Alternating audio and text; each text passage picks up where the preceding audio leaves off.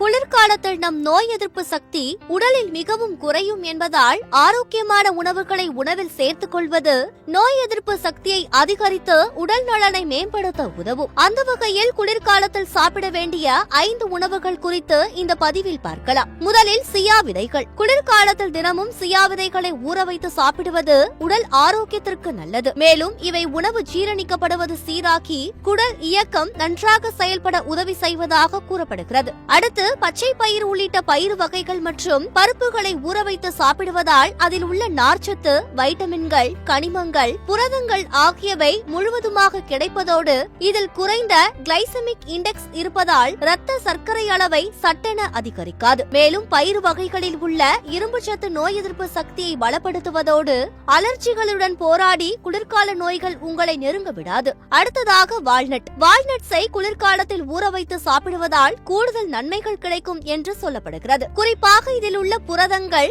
Omega 3, கொழுப்பு அமிலங்கள், anti ஆக்சிடென்ட்கள் உடலுக்கு ஆரோக்கியத்தை அள்ளி கொடுப்பதோடு ஜீரண மண்டலத்தை சீராக்கி இதய ஆரோக்கியத்தை காத்து மேலும் ஒருவற்றின் அறிவுத்திறனையும் பெருக செய்வதாக கூறப்படுகிறது. இந்த லிஸ்டில் அடுத்து ஓட்ஸ்.